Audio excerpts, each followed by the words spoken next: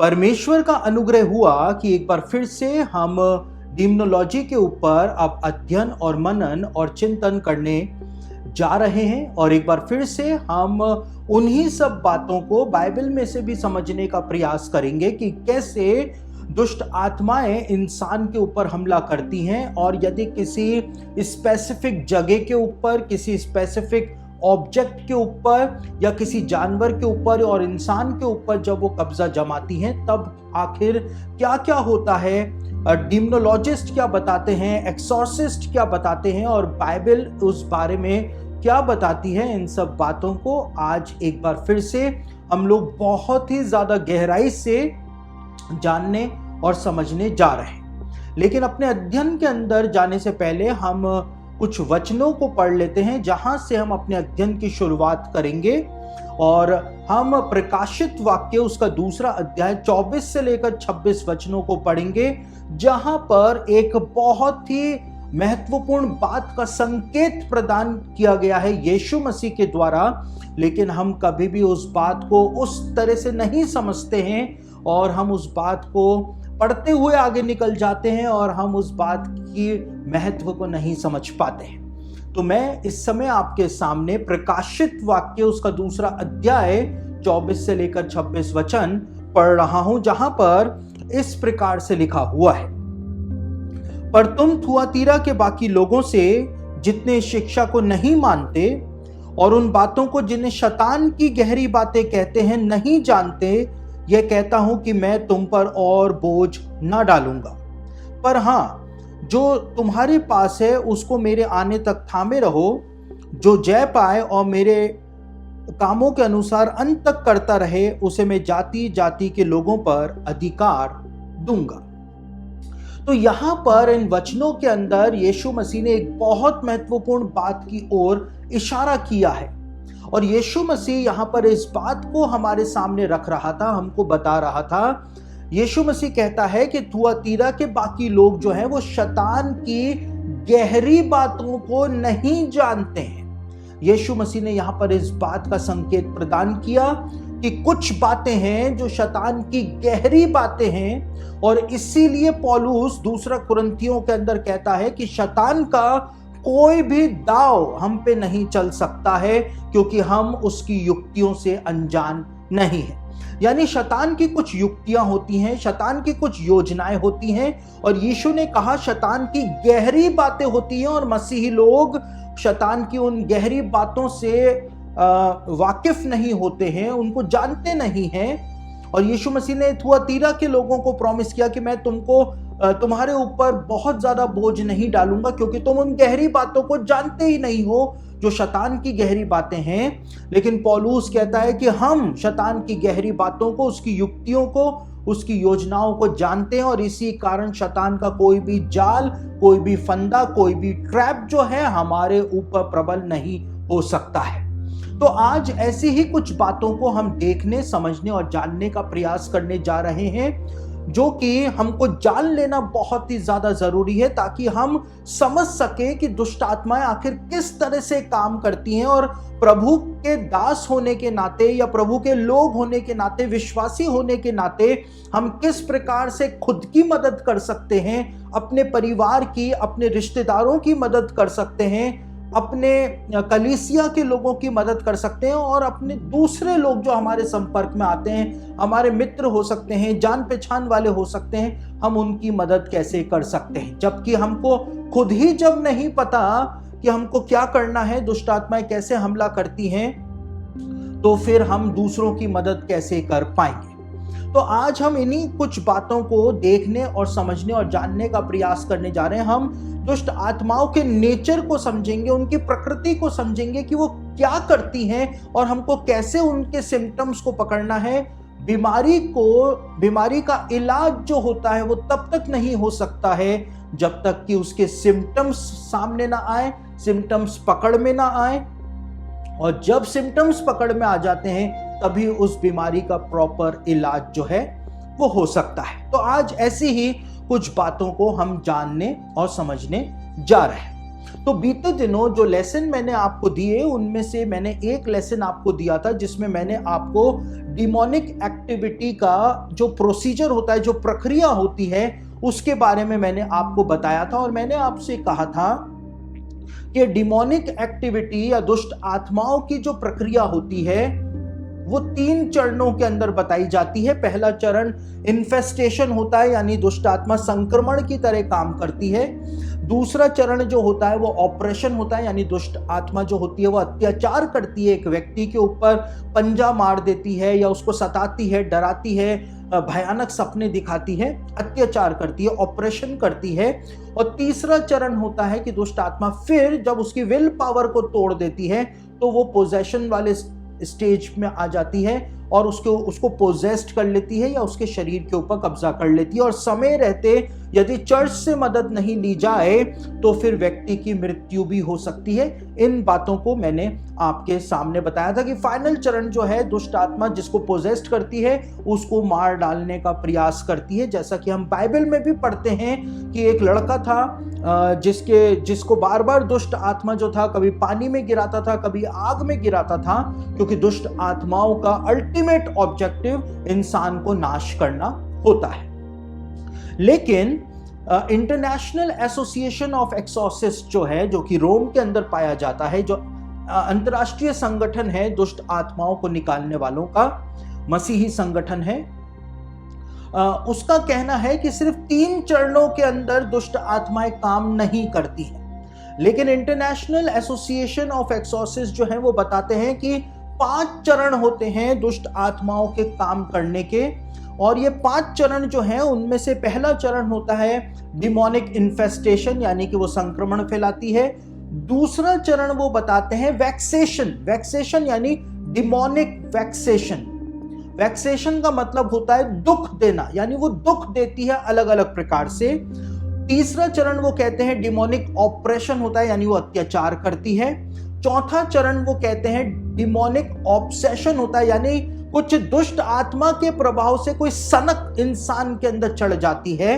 और 5वां चरण वो बताते हैं कि अंत में जाकर के, बहुत रेयर ये होता है दुनिया में, लेकिन अंत में जाकर के डिमोनिक पोजेशन, जो कब्जा करना होता है इंसान के शरीर पर, वहां तक फिर दुष्ट आत्मा पहुंच जाती है। तो डिमोनोलॉजिस्ट जो है वो 3 चरण बताते हैं डिमोनिक एक्टिविटी के। उसका प्रोसीजर जो है वो डिमोनोलॉजिस्ट कहते हैं कि पहला चरण इन्फेस्टेशन होता है, दूसरा चरण ऑपरेशन होता है और तीसरा चरण पोजेशन होता है। लेकिन इंटरनेशनल एसोसिएशन ऑफ एक्सॉर्सिस्ट जो है वो अपने कथन में, अपने स्टेटमेंट के अंदर इस बात को कहती है कि 3 नहीं 5 चरणों के अंदर डिमोनिक एक्टिविटी का प्रोसीजर होता है। पहला चरण इन्फेस्टेशन, दूसरा वैक्सेशन, तीसरा जो होता है वो ऑपरेशन, फिर ऑब्सेशन, और उसके बाद जाकर के वो पोजेशन तक पहुंचती है।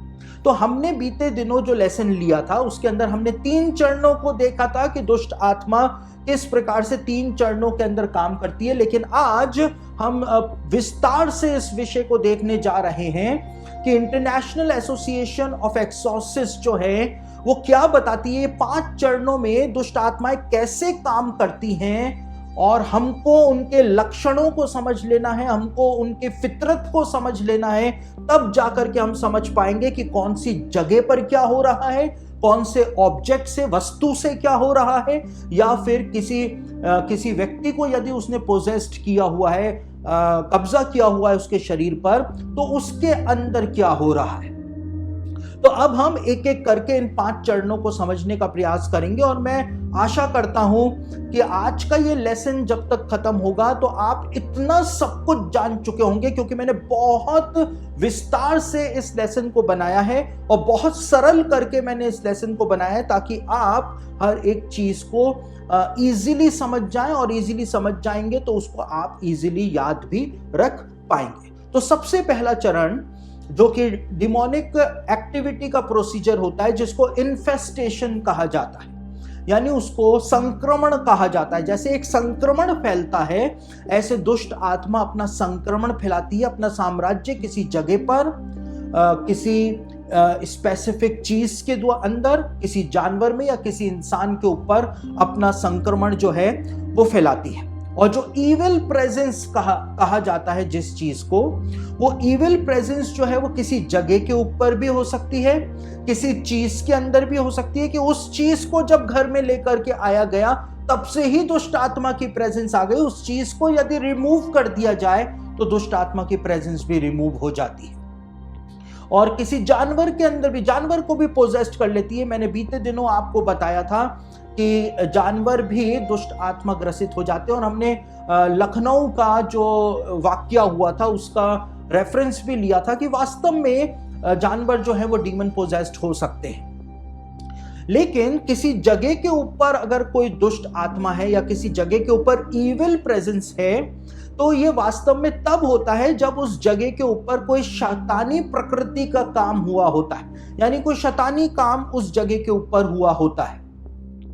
उदाहरण के रूप में कई सारे लोग होटल्स के अंदर जब जाते हैं या किसी घर को किराए के ऊपर लेते हैं, या वो खुद का घर ही जो खरीदते हैं उस घर के अंदर शैतानी अनुष्ठान करते हैं, दुष्ट आत्माओं को इनवाइट करते हैं, आत्माओं के साथ संपर्क करते हैं अलग अलग तरीके से, चाहे वो वीजी बोर्ड के द्वारा हो, चाहे वो सिक्के को रख करके और मोमबत्तियां जला करके जो लोग करते हैं उसके द्वारा हो। आजकल स्कूलों के अंदर, अमेरिकन स्कूलों में वो चीज सिखाई जा रही है। आप लोग बहुत सावधान रहें। अगर आपके बच्चे भी स्कूल के अंदर वो ट्रिक अगर सीख रहे हैं दूसरे बच्चों से, तो आप बहुत सावधान रहें, क्योंकि एक पेपर के ऊपर पेंसिल रख करके बच्चे जो हैं वो दुष्ट आत्माओं से बात करते हैं और इनको लगता है कि ये खेल है, लेकिन कोई भी शैतानी काम अगर कोई करता है तो वो खेल नहीं है। ब्लैक मैजिक कभी कोई खेल होता ही नहीं है। कुछ लोग कहते हैं ये व्हाइट मैजिक है, कुछ लोग कहते हैं ये ब्लैक मैजिक है, लेकिन ब्लैक और व्हाइट कुछ भी नहीं होता है। वो सब ब्लैक ही है, व्हाइट भी ब्लैक है। सारा मैजिक जो है वो शैतान की तरफ से ही है, इसलिए कुछ व्हाइट नहीं है, कुछ ब्लैक नहीं है। सब कुछ अंधकार के साम्राज्य से ही जुड़ा हुआ है, डार्कनेस से ही जुड़ा हुआ है। तो अगर किसी भी माध्यम से किसी जगह पर, किसी घर के अंदर, किसी होटल के कमरे के अंदर, स्कूल के अंदर, किसी जगह के ऊपर अगर डिमोनिक एंटिटी को वहां पर इनवाइट किया जाता है, उससे बातचीत की जाती है, तब वहां पर उस जगह के ऊपर, उस स्पेसिफिक लोकेशन पर, कमरे में, घर में, उस कार में, हर जगह के ऊपर या किसी ऑब्जेक्ट पर इविल प्रेजेंस जो है वो आ जाती है। तो इस तरह से इविल प्रेजेंस आती है। ऐसे नहीं आती है कि दुष्ट आत्मा अपनी मर्जी से वहां पर आकर के बैठ गई, क्योंकि परमेश्वर ने एक दायरा जो है वो बनाया हुआ है। जब इंसान उस लाइन को क्रॉस करता है, जैसा सबोपदेशक के अंदर लिखा है कि जो बाड़ा तोड़े उसको सर्प डसेगा, यानी जो दायरा इंसान के लिए परमेश्वर ने बनाया है, यदि कोई उस दायरे को तोड़ करके बाहर निकलने का प्रयास करेगा तो उसको सर्प डसेगा, यानी वो शैतान के फंदे के अंदर फंस जाएगा, शैतान उसको काट लेगा, दुष्ट आत्माएं उसके ऊपर कब्जा कर लेंगी। ये बाइबल में साफ तौर से बताया हुआ है। लेकिन जहां पर, जिस जगह के ऊपर डिमोनिक प्रेजेंस होती है, मैंने आपको बताया कैसे वो डिमोनिक प्रेजेंस आती है। अब अगर किसी जगह पर शैतानी आत्मा है, दुष्ट आत्मा है, तो वहां पर रहस्यमयी आवाजें आती हैं। आप आइडेंटिफाई कर सकते हैं कि यहां पर क्या है, यहां पर कुछ तो पैरानॉर्मल हो रहा है, यानी कि यहां पर कोई डीमन है, यहां पर कोई दुष्ट आत्मा है, और आपको, यदि आप उसका सामना कर सकते हैं तो बहुत अच्छी बात है, और यदि आप उसका सामना करने के लिए आपका आत्मिक जीवन योग्य नहीं है या आप उसका सामना करने के योग्य नहीं है, तो आपको वहां से तुरंत निकल जाना चाहिए, वहां से तुरंत हट जाना चाहिए, चाहे आपका कितना ही बड़ा नुकसान क्यों ना हो जाए। साथ ही जो रहस्यमयी आवाजें आती हैं, वो कैसी आवाजें आती हैं? कदमों की आहट सुनाई देती है, जैसे कोई चल करके आ रहा। कभी कभी लोग बताते हैं, कई सारे लोग मेरे संपर्क में आए जिन्होंने मुझको बताया कि जब उनके घर के अंदर आवाजें आती हैं तो ऐसा लगता है जैसे घोड़े के खुर जो होते हैं, वो घोड़े की टापें जो हैं वो उनको सुनाई देती हैं।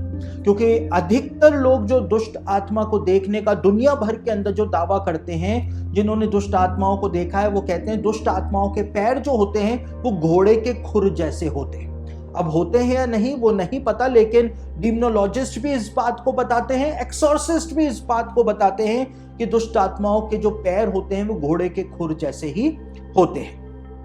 तो कई जगहों पर कदमों की आहट सुनाई देती है, घरों के अंदर, होटल के कमरों के अंदर, या होटल के अंदर, हॉस्पिटल्स के अंदर, या फिर बातें करने की आवाजें आती हैं। किसी स्पेसिफिक कमरे के बाहर से आप जाएंगे, वो कमरा बाहर से लॉक पड़ा हुआ है, वहां पर कोई भी नहीं रहता, स्टोर है, लेकिन अंदर से बातें करने की आवाजें जो हैं वो आती हैं।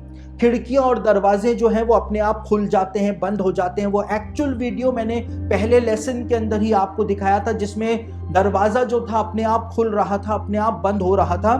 तो इस प्रकार से ये पैरानॉर्मल एक्टिविटीज जो हैं वो हो जाती हैं। लेकिन कुछ और चीजें भी शामिल होती हैं। ऐसा ही नहीं है कि सिर्फ ये ही काम हो तो आप सोचें कि वहां पर कोई डीमन है या दुष्ट आत्मा है, लेकिन कुछ और काम भी शामिल हो सकते हैं। दुष्ट आत्माएं बहुत तरीके से अपने आप को मैनिफेस्ट करती हैं कि ये स्पेसिफिक जगह हमारी है, यहां से तुम निकल जाओ, क्योंकि यीशु मसीह ने भी इस बात को बताया कि दुष्ट आत्मा जिस जगह पर रहती है वो उसको खुद का घर क्लेम करती है। यीशु ने कहा, दुष्ट आत्मा कहती है मैं अपने उसी घर में वापस लौट जाऊंगी। वो अपने आप को मालिकाना हक के अंदर पाती है कि मेरा वो घर है जहां से मेरे को निकाल दिया गया, मैं उसी घर में जाऊंगी। अब वो घर इंसान का शरीर भी हो सकता है, कोई स्पेसिफिक कमरा भी हो सकता है, कोई हॉस्पिटल भी हो सकता है, कोई स्कूल भी हो सकता है, कोई दफ्तर भी हो सकता है, कोई बेसमेंट भी हो सकता है, कुछ भी चीज वो हो सकती है, कोई घर भी हो सकता है। तो अलग अलग तरीके से दुष्ट आत्मा मैनिफेस्ट करती है। कई सारी जगहों पर जब दुष्ट आत्मा अपने आप को मैनिफेस्ट करती है तो कीड़ों का आक्रमण हो जाता है, कीड़ों का हमला हो जाता है। जिंगर जो होते हैं वो घर के अंदर पाए जाते हैं, या कॉकरोच ही कॉकरोच, इतने कॉकरोच कि आपको समझ में ही नहीं आएगा कि इतने कॉकरोच आखिर आ कहां से गए। अब मैं यहां पर एक प्रिकॉशनरी स्टेटमेंट दे दूं। इस लेसन को देखने के बाद जितने भी आप लोग जो सुन रहे हैं या YouTube पर जो बाद में इस लेसन को देखेंगे, अगर आपके घर में एक दो कॉकरोच दिखें तो इसका मतलब ये नहीं है कि आपके घर में दुष्ट आत्मा है। आपके घर में एक दो कीड़े दिखे, जिंगर दिखे, तो इसका मतलब ये नहीं है कि आपके घर में दुष्ट आत्मा है। मैं यहाँ पर हजारों की संख्या में बात कर रहा हूँ, सैकड़ों की संख्या की बात कर रहा हूँ। तो इस बात को लॉजिकली समझने का प्रयास करें। साथ ही साथ बिना किसी कारण के लाइटें ऑन या ऑफ हो जाती हैं, इलेक्ट्रॉनिक डिवाइसेस जो है बंद या चालू अपने आप होना शुरू हो जाते हैं, सामान एक जगह से गायब होकर के दूसरी जगह के ऊपर पड़ा हुआ आपको मिलेगा। आपने किसी सामान को यहाँ पर रखा था, आप मुड़े, आपने यहाँ से ये सामान उठाया और मुड़ करके यहाँ पर आए तो वो सामान वहां पर नहीं होगा, लेकिन किसी और जगह के ऊपर रखा हुआ होगा। इस तरह से ये अपने आप को मैनिफेस्ट करती हैं। तस्वीरें जो होती हैं दीवारों के ऊपर जो टंगी हुई होती हैं वो अपने आप नीचे गिर जाती हैं। कोई भी लॉजिकल एक्सप्लेनेशन नहीं होता है कि कैसे गिर गई। फर्नीचर अपने आप सरकना शुरू हो जाता है। और सबसे महत्वपूर्ण और सबसे डरावनी बात कि काली परछाइयां जो हैं, काले साए जो हैं वो घूमते हुए दिखाई देना शुरू हो जाते हैं। तो वहां पर समझ जाना चाहिए कि वहां पर डीमन है। आप वहां पर अगर उससे लड़ सकते हैं तो आप यीशु मसीह के नाम से कमांड करें। अगर आपको परमेश्वर ने वो सामर्थ्य दिया है और वो अथॉरिटी दी है तो आप वहां पर यीशु मसीह के नाम से कमांड करें। डीमन जो है रिएक्ट करेगा, आपको उसके लिए तैयार रहना पड़ेगा। कई जगहों के ऊपर कुर्सियां जो हैं वो हवा के अंदर उड़ जाती है। मैंने कभी भी ऐसा नहीं देखा है, अपनी आंखों से मैंने कभी भी नहीं देखा है कि कुर्सी जो है हवा में उड़ जाए कि या कोई डीमन पोजेस जो है वो हवा में उड़ जाए। लेकिन मैंने इतना लिटरेचर पढ़ा है डीमनोलॉजी का, और हर डीमनोलॉजिस्ट और हर एक्सॉर्सिस्ट बताता है कि ऐसा होता है, चीजें हवा के अंदर उठ जाती हैं, लोग हवा के अंदर उठ जाते हैं जब वो डीमन पोजेस्ड होते हैं। उसके बाद अधिकतर ऐसे घर जो होते हैं जहां पर दुष्ट आत्माओं की जो प्रेजेंस होती है, या तो वो किसी ऑब्जेक्ट की वजह से भी हो सकती है। मैंने बीते समय आपको ऑब्जेक्ट्स यानी वस्तुओं के बारे में भी बताया था कि कोई ऐसा सामान घर में मत ले आना, परमेश्वर ने मूसा को कहा था, जो कि घृणित है, घिनौना है, कहीं तू भी उसी के समान नष्ट हो जाने वाली वस्तु ना बन जाए।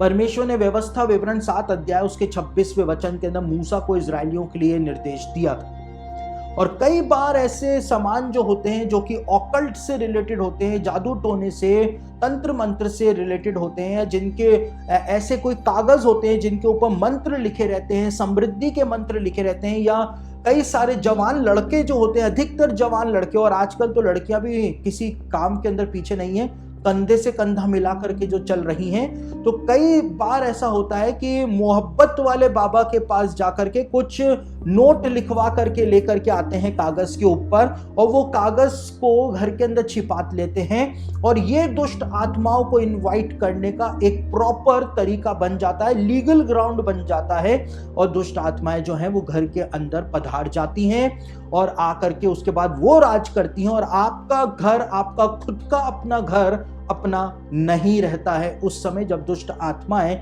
वहां पर आ जाती हैं।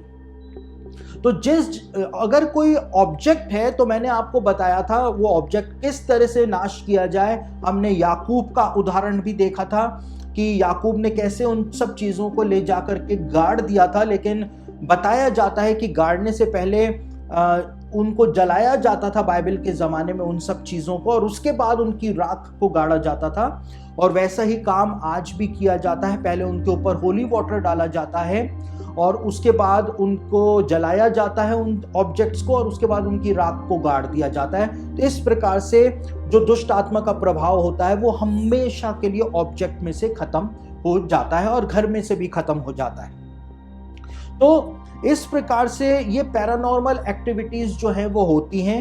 अब अगर आपने किसी प्रीस्ट को घर पर बुलाया और प्रीस्ट ने आकर के वहां पर प्रार्थना करी, तो ये इन्फेस्टेशन जो है वो प्रीस्ट की, पास्टर साहब की प्रार्थना से खत्म हो जाता है, खत्म हो जाता है। अगर किसी घर में ऐसी कुछ गतिविधियां हो रही हैं और यदि आप उस किसी पास्टर को बुलाते हैं, पास्टर आकर के प्रार्थना करते हैं और उसके बाद वो गतिविधियां बंद हो जाती हैं, कदमों की आहट बंद हो जाती है, दरवाजे खुलने बंद हो जाते हैं, तो आप वहां पे आराम से रह सकते हैं, क्योंकि एक सिंपल प्रार्थना जो होती है, घर को क्लीन करने की जो प्रार्थना होती है, वो पास्टर साहब आकर के कर देंगे, कोई भी प्रीस्ट आकर कर देगा और आप उस घर को वापस से, वो घर जो है वो आपका हो जाएगा।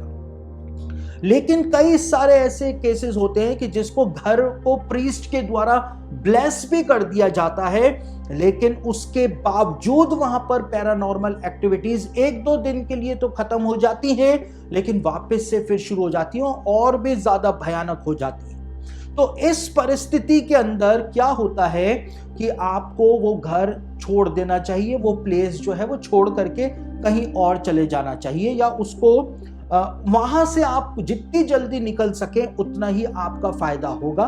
लेकिन फादर गैब्रियल अमोर्थ अपनी किताब में कहते हैं कि अगर किसी जगह के ऊपर पैरानॉर्मल एक्टिविटी नहीं रुक रही है, प्रार्थना करने के बावजूद नहीं रुक रही है, तो आपको वहां से चले जाना चाहिए और दूसरी जगह पर जाकर के आपको रहना शुरू कर देना चाहिए। और वहां पर अगर पैरानॉर्मल एक्टिविटी नहीं हो रही है नई जगह पर आपके साथ, तो आप आराम से जी सकते हैं। लेकिन आप जगह पर जगह बदलते चले जा रहे हैं, लेकिन वो पैरानॉर्मल एक्टिविटी हर नए घर में आपके साथ हो रही है, तो फादर गैब्रियल अपनी किताब के अंदर कहते हैं कि फिर प्रॉब्लम जो है वो घरों के अंदर नहीं है, प्रॉब्लम जो है वो आपके अंदर है, डीमन आपके अंदर घुसा बैठा है, और इसीलिए हर जगह पर आपके साथ प्रॉब्लम जो है उसको आप फेस कर रहे हैं। तो इस तरह से ये अपना संक्रमण जो है वो फैलाती है। और डिमोनोलॉजिस्ट इस बात को बताते हैं कि अगर कोई हॉन्टेड घर है, भूतिया घर है, जहां पर दुष्ट आत्मा ने वास किया हुआ है और वहां पर आप रह रहे हैं, डर के मारे रह रहे हैं, कोई ऑप्शन नहीं है, कहीं जा नहीं सकते हैं, और 6 महीने तक अगर आप वहां पर रह लिए, 6 महीने के अंदर अंदर यदि आप वहां से निकल गए तो वो दुष्ट आत्मा आपका पीछा नहीं पकड़ेगी। लेकिन 6 महीने से ज्यादा, 1 दिन ज्यादा भी अगर आप वहां पर रुक गए, तो वो डीमन जो होता है, दुष्ट आत्मा जो होती है, वो परिवार के साथ अपने आप को जोड़ लेती है। उसके बाद ये परिवार चाहे इंडिया में रहे, चाहे अमेरिका में रहे, चाहे ऑस्ट्रेलिया में रहे, यूरोप के देशों में जाकर के रहे, ये इनके साथ साथ ही बना रहता है और ये गतिविधियां निरंतर होती चली जाती हैं। तो इसीलिए अगर कहीं पर, मैंने कहा, कहीं पर आपको ऐसा लगता है कि वहां पर कुछ डिमोनिक एक्टिविटी हो रही है, तो अगर आप आपको प्रभु ने अधिकार दिया है, आपका आत्मिक जीवन उस स्तर का है, तो आप एक्शन लें, उसका सामना करें, उसको यीशु के नाम से कमांड करके वहां से निकालें, अपने प्रीस्ट को बुलाएं, अपने पास्टर को बुलाएं और पास्टर से प्रार्थना कराएं। और फिर भी यदि कुछ नहीं हो रहा है तो आपको तुरंत उस जगह को खाली करके चले जाना चाहिए। आपका कितना ही पैसा क्यों ना वहां पे लगा हुआ हो, लेकिन आपको एक्शन लेना है। कहा जाता है कि पैसा तो वापस से आ सकता है, लेकिन जीवन वापस से नहीं आ सकता है। तो आप इस तरह से शैतान की जो गहरी बातें हैं वो मैं आपको बता रहा हूं, वो कैसे हमला करती है और उसके बाद वो कैसे बर्बादी की तरफ लेकर के जाती है, फाइनेंस का लॉस कराती है। उन सब चीजों को हम आगे देखने और समझने जा रहे हैं। तो ये इन्फेस्टेशन कहलाता है, इसको डिमोनिक इन्फेस्टेशन यानी कि दुष्ट आत्मा का संक्रमण कहा जाता है, जो वो अपनी प्रेजेंस को प्रकट करती है, संक्रमण फैलाती है, डराती है कि ये जगह मेरी है, यहां से तुम फूटो वरना तुम्हारा बुरा हाल मैं करके रख दूंगी। दूसरा, जिसको इंटरनेशनल एसोसिएशन ऑफ एक्सॉर्सिस्ट जो हैं वो वैक्सेशन कहते हैं, यानी उसको दुख देना कहते हैं।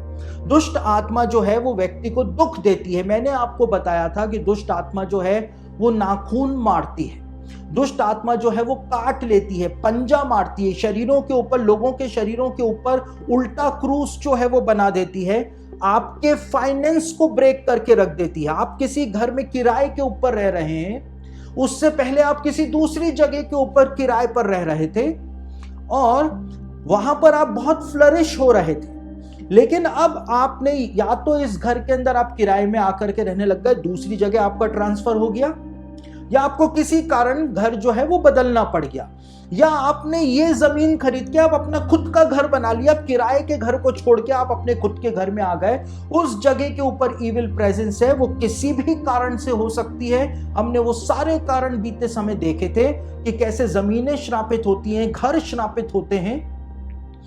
तो किसी भी कारण से यदि वहां पर डिमोनिक प्रेजेंस है तो वो आपके फाइनेंस को सबसे पहले ब्रेक कर देगी, आपको बहुत ज्यादा आर्थिक नुकसान पहुंचाना शुरू कर देगी। आप कहेंगे मैं इतना कमाता हूं, मेरे घर में कुछ भी नहीं बचता है, क्योंकि डिमोनिक प्रेजेंस है। डिमोनिक प्रेजेंस है, वो आपके फाइनेंस को दीमक की तरह चट कर जाएगी। आप परेशान हो जाएंगे, ना तो सेविंग्स बचेंगी और ना आपके बच्चों के लिए कुछ बचेगा। आप कहेंगे पैसा तो आता है, बहुत पैसा आता है, लेकिन ये पैसा जाता कहां है आपको समझ में नहीं आएगा। डिमोनिक प्रेजेंस जिस जगह पे होती है, और आप समझते हैं, देखिए मैं अक्सर इस बात को कहता हूं कि जो लोग मुझको सुनते हैं वो अपने मन में जानते हैं कि मैं सच बोल रहा हूं, लेकिन वो ऊपर से प्रकट नहीं करते हैं कि जो मैं बोल रहा हूं वो सच बोल रहा हूं। लोगों को पता है मन में कि मैं जो भी बातें बोल रहा हूं वो सब सच है, उनके साथ हो रहा है, लेकिन वो मानने को तैयार नहीं। कल जो लेसन हम देखेंगे उस लेसन के अंदर भी मैं बहुत सारी बातें आपको बताऊंगा। और देखिए मसीहों की सबसे बड़ी प्रॉब्लम क्या है। मसीहों की सबसे बड़ी प्रॉब्लम यह है कि मसीही लोग इस बात को, आज हमारे समय के जो हमसे पहले जो शताब्दियों में जो मसीही लोग हुए, ये जो बेकार की फालतू की बातें हैं, इनके ऊपर पुराने मसीही लोग विश्वास नहीं करते थे।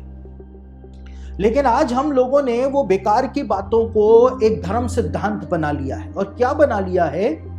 मसीही लोग कहते हैं कि कोई भी दुष्ट आत्मा किसी भी मसीही का कुछ नहीं बिगाड़ सकती, इस बात को कहते हैं। जबकि लिखा हुआ है, पौलुस कहता है कि शैतान का एक दूत मुझे घूंसे मारता है। हम देखते हैं अय्यूब के साथ क्या हुआ। शैतान ने यीशु मसीह की परीक्षा ले ली और हम बोलते हैं कि कोई भी दुष्ट आत्मा मसीहों का कुछ भी नहीं बिगाड़ सकता है। ये धर्म सिद्धांत जो हमने बना लिया, इसकी वजह से ही आज 90% मसीही लोग बर्बाद हो रखे हैं, परेशान हो रखे हैं, उनके फाइनेंस ब्रेक हो रखे हैं, उनका जीवन पूरी तरह से प्रभु से दूर हो रखा है, क्योंकि एक गलत धर्म सिद्धांत को हम लोग फॉलो कर रहे हैं। कहां पर लिखा हुआ है बाइबल में? एक जगह पर भी बता दिया जाए जहां पे लिखा है कि दुष्ट आत्माएं मसीहों का कुछ भी नहीं बिगाड़ सकती, कुछ भी। ये लाइन लिखी हुई कोई कहीं पर दिखा दे। दुष्ट आत्माएं हमारा कुछ नहीं बिगाड़ सकती है। क्यों? यीशु मसीह का नाम हमारे पास है। लेकिन नाम का इस्तेमाल तो करिए। आप जब मानेंगे ही नहीं कि ये दुष्ट आत्मा का काम है, तो आप यीशु मसीह के नाम की अथॉरिटी को इस्तेमाल क्यों करेंगे? जब आप मान ही नहीं रहे कि कोई बीमारी है, तो दवाई लेंगे क्यों? दुष्ट आत्माएं तब आपका कुछ नहीं बिगाड़ सकती हैं जब आप यीशु मसीह के नाम की अथॉरिटी का इस्तेमाल करते हैं, तब कुछ नहीं बिगाड़ पाएंगे। ऐसे ही नहीं कि आप घर में बैठे हुए शराब पी रहे हैं, व्यभिचार कर रहे हैं, पॉर्न फिल्में देख रहे हैं मोबाइल के ऊपर, और औरतों के साथ और दूसरे लोगों के साथ आप गलत गलत इमेजिनेशन कर रहे हैं, और फिर शैतान आपका कुछ भी नहीं बिगाड़े। ऐसा तो हो नहीं सकता है। आप गलत ट्रैक के ऊपर अपना जीवन जो है वो व्यतीत कर रहे हैं। तो मसीही लोग आज गलत जगह के ऊपर हैं, क्योंकि वो गलत विचारधारा को फॉलो कर, पता नहीं किसने उनको ये बातें सिखा दी, वो कौन ज्ञानी था जो ये बातें सिखा गया उनको, और वो बाइबल को छोड़ करके ऐसे ज्ञानियों के पीछे आज भटक रहे हैं। तो वैक्सेशन होता है, दुष्ट आत्मा दुख देती है, खरोचे मारती है, और जब वो खरोच मारती है तो ऐसा लगता है वहां पे भयानक जलन होती है। ऐसा लगता है कि वो उस जगह के ऊपर जल गया हो, आग से जल गया हो, ऐसा वहां पर महसूस होता है।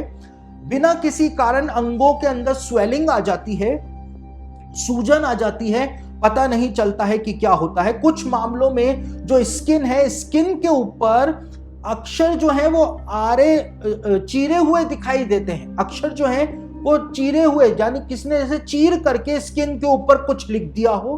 कुछ समय तक वो लिखा हुआ दिखाई देता है, और उसके बाद वो लिखा हुआ जो होता है स्किन के ऊपर वो गायब हो जाता है। ऐसा होता है। मैंने बीते लेसनों के अंदर जो कई महीने पहले आपको दिए थे, उसमें मैंने डिमोनिक पेन के बारे में आपको बताया था कि कोई कारण ही नहीं है घुटने के अंदर दर्द हो रहा है, कोई कारण ही नहीं है कमर के अंदर, गर्दन के अंदर दर्द हो रहा है, हाथ के अंदर दर्द हो रहा है, कोई कारण ही नहीं है, डिमोनिक पेन हो रहा है। और ऐसा डिमोनिक पेन जब होता है तो तेल को ब्लेस करके, चाहे नारियल का तेल हो, चाहे कोई सा भी तेल हो, उसको ब्लेस करके यीशु मसीह के नाम से, और उसके बाद उसको उस जगह के ऊपर जहां पर दर्द हो रहा है बिना किसी कारण के, कोई लॉजिकल एक्सप्लेनेशन ही नहीं है, वहां पर उस तेल को लगा करके जब यीशु के नाम से प्रार्थना की जाती है तो मिनटों में, घंटों में या रातों रात वो दर्द जो है वो हमेशा के लिए खत्म हो जाता है, हमेशा के लिए। तो ये वैक्सेशन करती है, दुख देती है, यानी कि ये डिमोनिक पेन के अंदर भी लेकर के आ जाती है, जिसका कोई कारण नहीं है, लगी ही नहीं, कहीं घुटना भिड़ा ही नहीं, सुबह सो करके उठते हैं तो चला नहीं जा रहा है, और उसके बाद वो दर्द जो है वो कई महीनों तक चलता है। समझ में नहीं आता है कि भाई कहीं गिरा हूं तो बात है, कहीं भिड़ा हूं तो बात है, लेकिन ये दर्द खत्म ही नहीं हो रहा है। कई लोगों के दांतों में इस प्रकार का दर्द होता है, कीड़ा भी नहीं है, कोई कैविटी या कुछ भी चीज नहीं है दांत के अंदर, लेकिन दांत का दर्द खत्म नहीं होता है। आपको तेल लेकर के यीशु के नाम से ब्लेस करके उसको अपने दांत के ऊपर लगा करके प्रार्थना करिए, यीशु के नाम से कमांड करिए उस दर्द को कि वो चला जाए, और वो दर्द जो है वो चला जाएगा। अगर कोई नेचुरल एक्सप्लेनेशन नहीं है तो दर्द चला जाएगा, लेकिन अगर नेचुरल एक्सप्लेनेशन है तो आप दवाई लीजिए, डॉक्टर के पास जाइए। तो इस तरह से ये होता है कि बिना किसी कारण व्यक्ति की हेल्थ जो है वो गिरती चली जाती है, वो कमजोर होता चला जाता है या बीमार हो जाता है। ये वैक्सेशन है, ये दुष्ट आत्मा दुख देती है। और ये जो चरण है, देखिए दुष्ट आत्मा कभी भी किसी भी जो जीवित मसीही है, यानी कि जो कमिटेड मसीही है, जो परमेश्वर के यीशु मसीह के पीछे चल रहा है, दुष्ट आत्माएं कभी भी उस मसीही के शरीर के ऊपर कब्जा नहीं कर सकती है, शरीर के अंदर नहीं घुस सकती है। लेकिन ये इन्फेस्टेशन, वैक्सेशन, ऑपरेशन, ऑब्सेशन, इन स्टेजेस के अंदर मसीही लोग जा सकते हैं, और इसको डीमन पोजेशन नहीं कहा जाता है, इसको एक व्यक्ति को डिमोनाइज्ड कहा जाता है, यानी दुष्ट आत्मा के प्रभाव में आ जाना कहा जाता है। और कई सारे मसीही लोग आज डिमोनाइज्ड हो रखे हैं, यानी दुष्ट आत्माओं के प्रभाव में है, वो डीमन पोजेस्ड नहीं है। वो दुष्ट आत्मा ग्रसित नहीं है, लेकिन वो डिमोनाइज्ड हैं, दुष्ट आत्मा के प्रभाव के अंदर हैं, और वो मानने को तैयार नहीं है कि वो दुष्ट आत्मा के प्रभाव में हैं। और इसी वजह से उनका इलाज भी वो नहीं ले पा रहे, क्योंकि उनको पता नहीं किसने ऐसी पट्टी पड़ा दी कि दुष्ट आत्माएं मसीहों का तो बाल भी नहीं उखाड़ सकती हैं, जबकि यीशु मसीह की परीक्षा शैतान ने ले ली। पौलुस कहता है कि शैतान का एक दूत मुझे घूंसे मारता है। अय्यूब की परीक्षा शैतान ने ले ली, अय्यूब को सड़क पर पहुंचा दिया उसने। दाऊद को शैतान ने परमेश्वर के खिलाफ ले गया, पॉपुलेशन सेंसस करवा दिया दाऊद से। तो इन लोगों के ऊपर तो शैतान प्रबल हो सकता है, लेकिन मसीहों का कुछ नहीं बिगाड़ सकता है। ये आज के मसीही ये गलत विचारधारा लेकर के चल रहे हैं।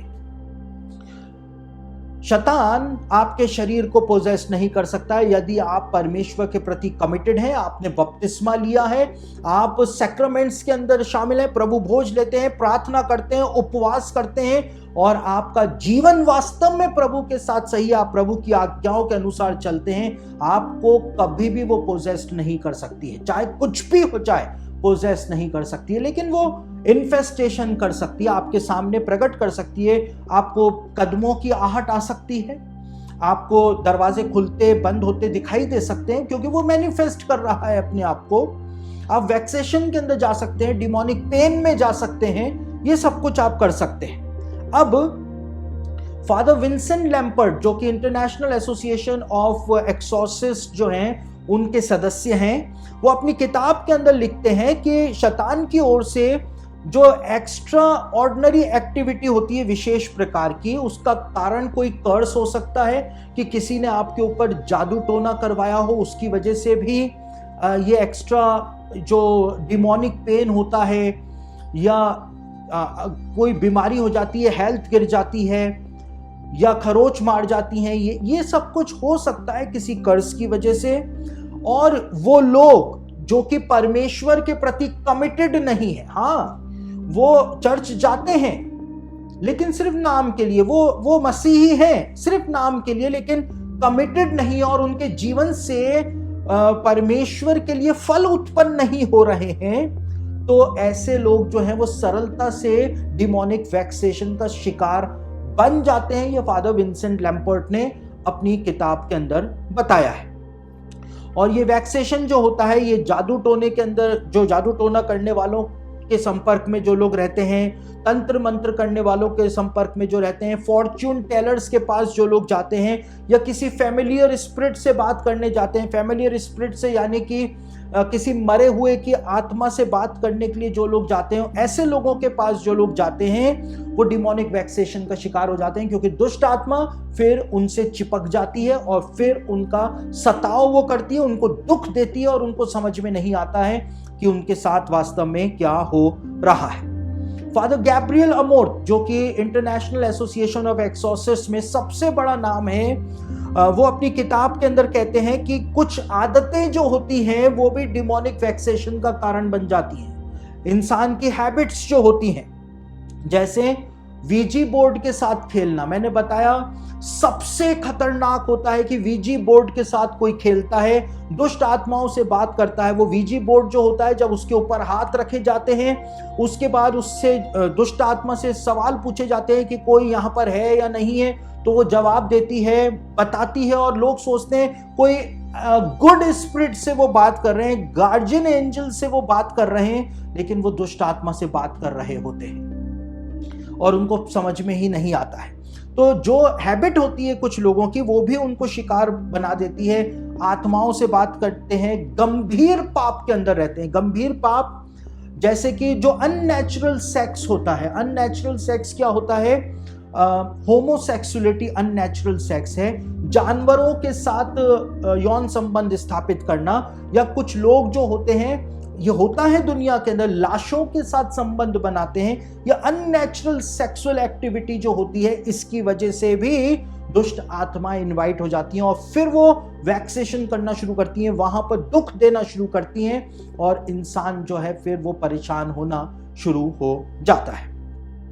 उसके बाद ये वैक्सेशन जो है, हो सकता है कि आप एक बहुत अच्छे व्यक्ति हो, आप कुछ भी गलत नहीं करते हो, आप ना तो जादू टोना करने वालों के पास जाते हो, ना आप फॉर्च्यून टेलर्स के पास जाते हो, ना आप वीजी बोर्ड से खेलते हो। आप जिंदगी में एक बार भी ऐसे आपने मर्यादा को नहीं पार किया है, आपका मॉरल कैरेक्टर भी बहुत अच्छा है, आपने कभी व्यभिचार भी नहीं किया, आपका स्पिरिचुअल लाइफ भी बहुत अच्छी है, लेकिन यदि उसके बावजूद वैक्सेशन हो रहा है तो फादर गैब्रियल कहते हैं कि ये क्यों होता है? क्योंकि दूसरे लोग जो आपसे जलते हैं, जब वो आपके घर के ऊपर या आपके शरीर के ऊपर स्पेल करवाते हैं, मंत्र फिकवा देते हैं या श्राप फिकवा देते हैं, तो उसकी वजह से भी ऐसा होता है।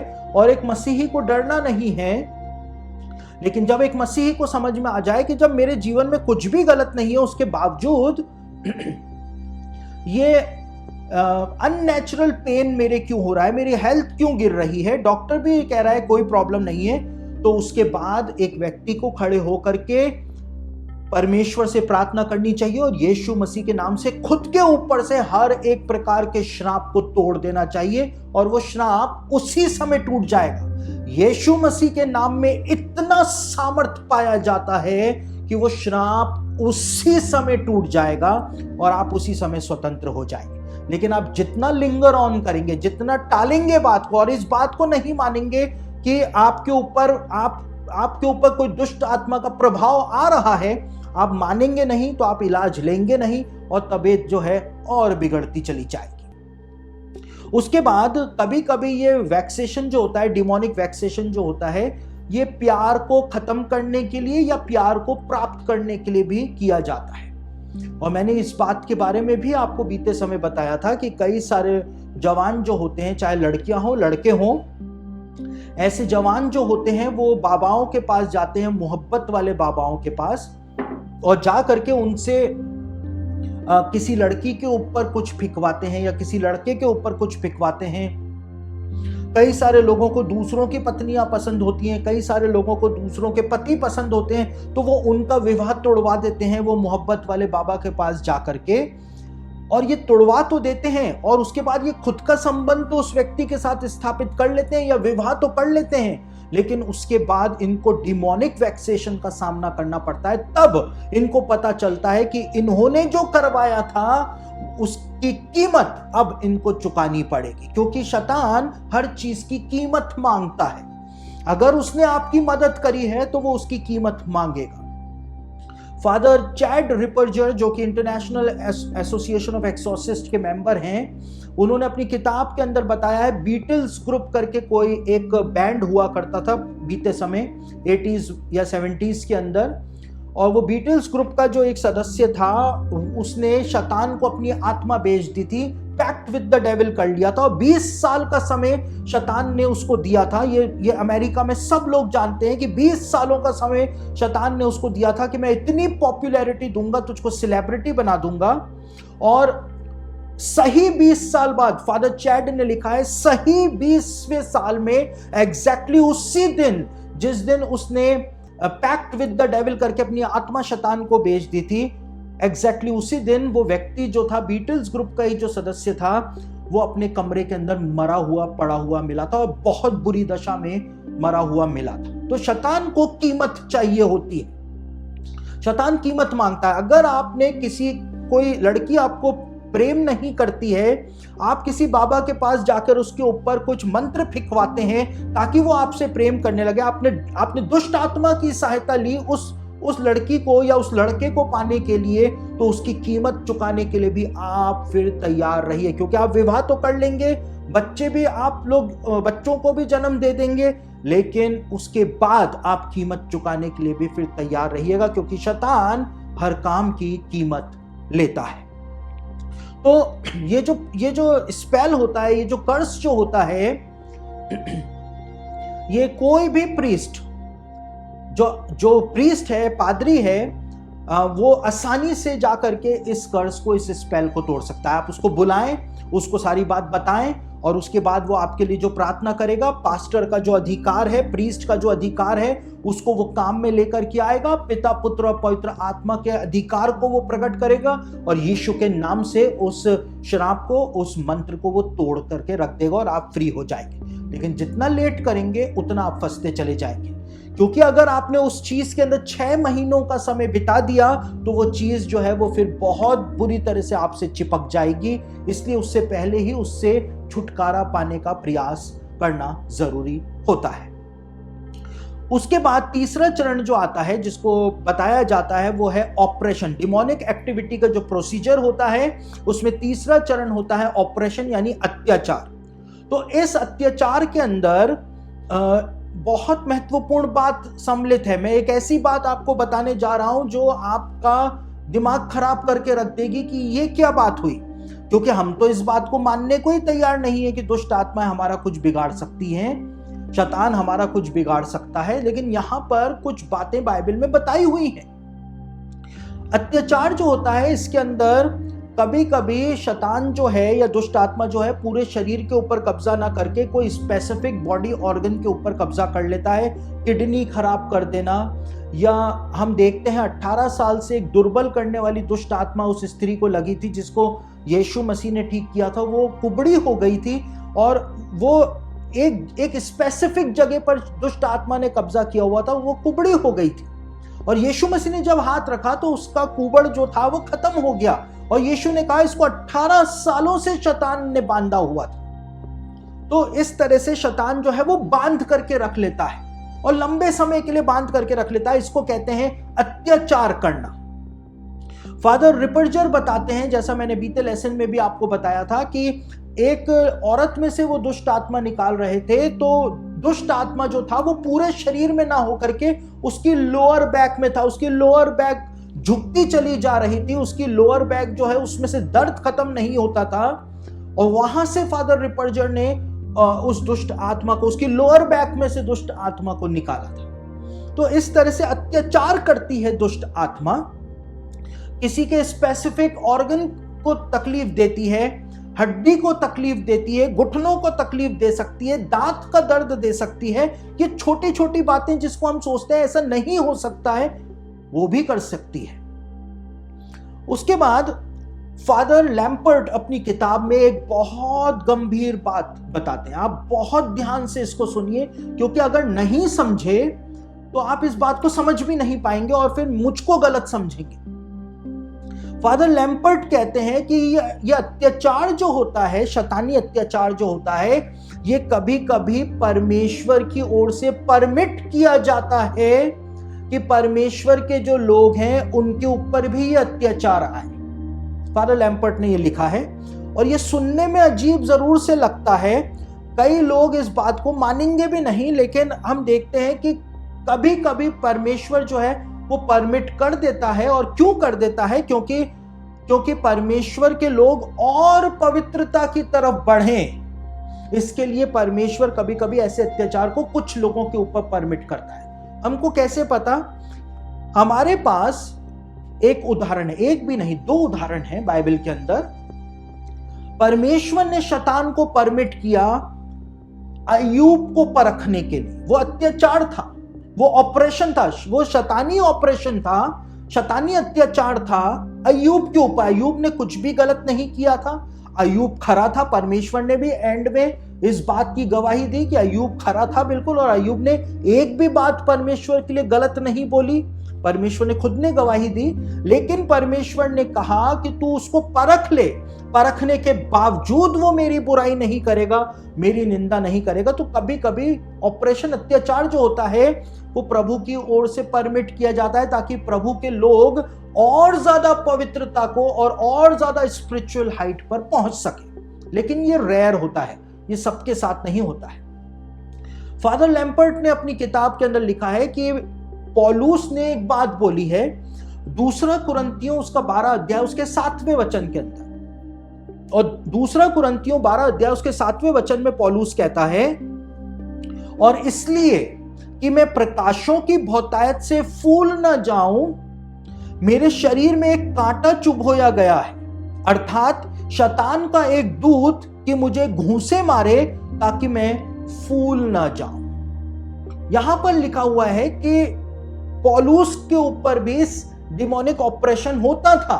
शैतान का एक दूत उसे घूंसे मारता था। किस तरह से वो ऑपरेशन होता था पौलुस ने ज्यादा उस बारे में नहीं बताया है, लेकिन परमेश्वर ने परमिट किया है। वो कहता है मैंने प्रभु से कहा प्रभु ये मुझसे दूर हो जाए, लेकिन प्रभु ने कहा कि मेरा अनुग्रह ही तेरे लिए बहुत है। यानी परमेश्वर पौलुस को आत्मिक आयामों में और ऊपर लेकर के जाना चाह रहा था, इसलिए कुछ समय के लिए परमेश्वर ने यह ऑपरेशन जो था, यह अत्याचार जो था, उसको परमिट किया था। उसके बाद कई सारे ऐसे संत हुए मसीही इतिहास के अंदर, कलीसियाई इतिहास के अंदर, जिनका इस प्रकार से ऑपरेशन हुआ। सबका नहीं, सबका अत्याचार नहीं, लेकिन कुछ लोगों का। मैंने बीते समय आपको एक कैथोलिक संत हैं जिनका नाम है पाद्रे पियो, और पाद्रे पियो के बारे में मैंने आपको बताया था कि शैतान जो था उनके ऊपर अत्याचार करता था, क्योंकि पाद्रे पियो जो थे वो बहुत पवित्रता के अंदर अपना जीवन जिया करते थे। तो शैतान जो था एक नेकेड लड़की को बार बार उनके सामने लेकर के आया करता था, ताकि पाद्रे पियो जो है वो अपनी पवित्रता से गिर जाएं। और पाद्रे पियो के ऊपर हमेशा एक काला कुत्ता जो होता था वो आकर के उनको काटता था। वो पूरे जख्मी हो जाते थे, लहूलुहान हो जाते थे, डॉक्टर से इलाज कराना पड़ता था। इस प्रकार से ये डिमोनिक ऑपरेशन जो था वो पाद्रे पियो के साथ हुआ करता था, जैसा कि उनकी बायोग्राफी के अंदर लिखा हुआ है। तो कभी कभी ये ऑपरेशन जो होता है ये प्रभु के लोगों के साथ भी हो जाता है। तब होता है जब परमेश्वर परमिट करता है, और परमेश्वर हमेशा परमिट नहीं करता है, कुछ स्पेसिफिक लोगों के लिए परमेश्वर उसको परमिट करता है। और इसके एग्जाम्पल्स हमको बाइबल के अंदर भी देखने को मिल जाते हैं। तो किसी अंग के ऊपर ऑपरेशन होता है, किसी हड्डी के ऊपर अत्याचार हो सकता है। हम देखते हैं 18 साल से जो कुबड़ के अंदर थी जो औरत, उसके लिए यीशु मसीह ने कहा इसको 18 साल से शैतान ने बांधा हुआ है। तो इस तरह से अत्याचार जो है दुष्ट आत्मा करती है। अब उसके बाद चौथा चरण जिसके बारे में इंटरनेशनल एसोसिएशन ऑफ एक्सोर्सिस्ट बताती है वो होता है डिमोनिक ऑब्सेशन, यानी कि सनक। दुष्ट आत्मा सनक चढ़ा देती है किसी के। देखिए अलग अलग तरीके से प्रभाव जमाती है। ऐसा नहीं है कि फर्स्ट जो इन्फेस्टेशन है आपको खिड़कियां बंद होने खुलने की घटनाएं दिखें, जरूरी नहीं है कि लाइटें बुझें जलें, ये सब आपके साथ हो, जरूरी नहीं है। वो कोई सा भी चरण, चारों में से कोई सा भी चरण के अंदर आप कभी भी आ सकते हैं, लेकिन पोजेशन वाले चरण में आप नहीं जा पाएंगे। दुष्ट आत्मा ग्रसित आप नहीं हो पाएंगे यदि आपका संबंध प्रभु के साथ बहुत ही ज्यादा मजबूती के साथ बना है। दुष्ट आत्मा आपके शरीर के ऊपर कभी भी कब्जा नहीं कर सकती है, लेकिन आपके ऊपर प्रभाव जरूर डाल सकती है, आपको पाप में गिरा सकती है, वो आपसे आपके थॉट्स को गंदा कर सकती है, वो आपसे गलत काम करवा सकती है, लेकिन आपके शरीर पे कब्जा नहीं कर सकेगी। तो उसी प्रोसेस के अंदर चौथा प्रोसेस जो बताया जाता है वो है ऑब्सेशन, यानी कि सनक। मेंटल अटैक जो होते हैं, जो एक व्यक्ति के इंटरनल और एक्सटर्नल सेंसेस के ऊपर प्रभाव डालते हैं, उनका इस्तेमाल शैतान करता है। वो हमारी कल्पनाओं को प्रभावित कर देता है, हमारे अंदर डर उत्पन्न कर देता है, पाप करने की लालसा उत्पन्न करता है और हमको धार्मिकता से डिस्ट्रैक्ट करता है। वो पाप करने की लालसा को उत्पन्न करेगा। आप उन विचारों को छोड़ना मांगेंगे, भूलना मांगेंगे, लेकिन वो बार बार वही विचार आपके दिमाग के अंदर डालेगा ताकि आप पाप करें, और आपको सनक चढ़ा देगा कि आप उस काम को करें जो कि गलत काम है, उस काम को करके ही रहें, ताकि वो आपको धार्मिकता से डिस्ट्रैक्ट कर सके। तो ये डिमोनिक ऑब्सेशन होता है, सनक होती है। फादर अमोर्थ जो हैं वो अपनी किताब के अंदर कहते हैं कि इन मामलों में, यानी जिनको डिमोनिक ऑब्सेशन होता है, सनक चढ़ जाती है, इन मामलों में अब व्यक्ति खुद अपने विचारों का स्वामी नहीं रहता है। शैतान उसको जो विचार दे रहा है बस वही विचार वो सोचता है, अपने विचार उसके नहीं होते हैं, बल्कि वो एक ऐसी पावरफुल शक्ति का गुलाम बन जाता है और उस शक्ति का वो विरोध भी नहीं कर पाता। ये थॉट्स जो होते हैं ये रिपीट होते रहते हैं, इनकी सनक चढ़ जाती है और इनका विरोध करना मुश्किल हो जाता है। अब जो व्यक्ति ऑब्सेशन के अंदर होता है उसको बुरे बुरे सपने आते हैं, निंदा करने वाले विचार आते हैं और डिमोनिक चीजों के प्रति उसका अट्रैक्शन बढ़ता चला जाता है। जो भी डिमोनिक चीजें होती हैं, जो ब्लैक चीजें होती हैं, खोपड़ी वाली चीजें होती हैं, जो भी ऐसी चीजें जिनका उपयोग शैतानवाद के अंदर होता है, उनके प्रति उसका अट्रैक्शन जो है वो बढ़ जाता है। अब ऐसे लोग जो जिनके ऊपर सनक चढ़ी हुई होती है, ये बहुत ज्यादा डिप्रेस्ड रहते हैं, दुखी रहते हैं, डेस्परेट रहते हैं, सुसाइडल रहते हैं, इनको आत्महत्या करने की ही लगती रहती है, ये मेंटली परेशान रहते हैं और इनको दूसरों को नुकसान पहुंचाने की भावना इनमें निरंतर पनपती रहती है। ये इनके ऊपर सनक चढ़ी हुई होती है। देखिए, मैं एक एग्जाम्पल आपको दूं। जब मैं इसको बना भी रहा था तब भी ये एग्जाम्पल मेरे माइंड के अंदर आया था। आज लोग फेसबुक के माध्यम से और यूट्यूब के माध्यम से दूसरों को बदनाम करने में लगे हुए हैं। उनको सनक चढ़ी हुई है, ऑब्सेशन में है वो, उनको सनक चढ़ी हुई है कि हमको दूसरों को बदनाम करना है, इस पादरी को बदनाम करना है, उस पादरी को बदनाम करना है, हमको इनको बदनाम करना है, इनकी सेवकाई को खत्म करना है, या उस लड़की को बदनाम करना है, या मेरे को उसके विवाह को तोड़वाने के लिए उसको बदनाम करना है। ये डिमोनिक ऑब्सेशन है, सनक है, क्योंकि दूसरों को नुकसान पहुंचाने की, दूसरों को बदनाम करने की सनक उनमें चढ़ी हुई है और वो उसका विरोध भी नहीं कर पा रहे हैं। उनके विचारों का स्वामी कोई और है।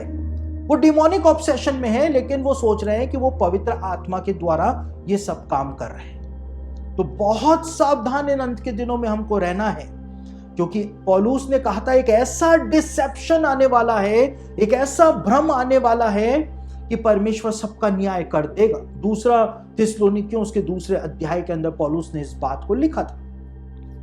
उसके बाद जो पांचवा फेज होता है, जो जहां पर मसीही लोग, मैक्सिमम मसीही लोग उस फेज के अंदर नहीं जाते हैं, क्योंकि दुष्ट आत्माएं कभी भी मसीहों के शरीरों के ऊपर कब्जा नहीं कर सकती है, नहीं कर सकती है। वो बहुत रेयर केस होते हैं जिनमें किसी मसीही के शरीर के ऊपर दुष्ट आत्मा कब्जा कर ले। लेकिन इंटरनेशनल एसोसिएशन ऑफ एक्सॉर्सिस्ट कहती है कि डीमन पोजेशन जो होता है दुनिया में बहुत रेयर होता है, बहुत कम होता है। वास्तविक डीमन पोजेशन जो होता है, 5000 केसेस में से केवल एक ही वास्तविक डीमन पोजेशन का केस उनके सामने आता है। अधिकतर केसेस जो होते हैं, जिनको लोग कहते हैं कि ये डीमन पोजेस्ड हैं, ये दुष्ट आत्मा ग्रसित हैं, अधिकतर केसेस में लोग जो लोगों को लेकर के आते हैं या कहते हैं कि कोई दुष्ट आत्मा ग्रसित हो रखा है, वो केसेस जो हैं वो वैक्सेशन के होते हैं, या वो ऑब्सेशन के होते हैं, या वो इन्फेस्टेशन के होते हैं, लेकिन वो डिमोनिक पोजेशन के नहीं होते हैं। लोग उनको पोजेशन मान लेते हैं, लेकिन वो डिमोनिक पोजेशन के केसेस नहीं होते हैं। अब दुष्ट आत्मा ग्रसित को कैसे पहचाना जाए? वास्तव में अगर किसी के अंदर दुष्ट आत्मा आ गई है तो फिर कैसे पहचाना जाए कि ये वैक्सेशन में है, इन्फेस्टेशन में है, ऑब्सेशन में है, या ये वास्तव में पोजेशन के अंदर है दुष्ट आत्मा के? कैसे पहचाना जाए? अर्ली चर्च के जो ट्रेडिशन थे, यानी प्रारंभिक कलीसिया की कुछ परंपराएं थी जिससे प्रारंभिक चर्च माना करता था कि ये व्यक्ति दुष्ट आत्मा ग्रसित है। वो परंपराएं क्या हुआ करती थी, हम उनको अब देखने और समझने जा रहे हैं। तो सबसे पहली परंपरा, कुछ मापदंड बनाए गए थे कलीसिया के द्वारा 4th सेंचुरी के बाद से। वो मापदंड क्या थे? पहला मापदंड था, अगर कोई डीमन पोजेस्ड है, अगर कोई दुष्ट आत्मा ग्रसित हो गया है, तो उसकी पहचान क्या होगी?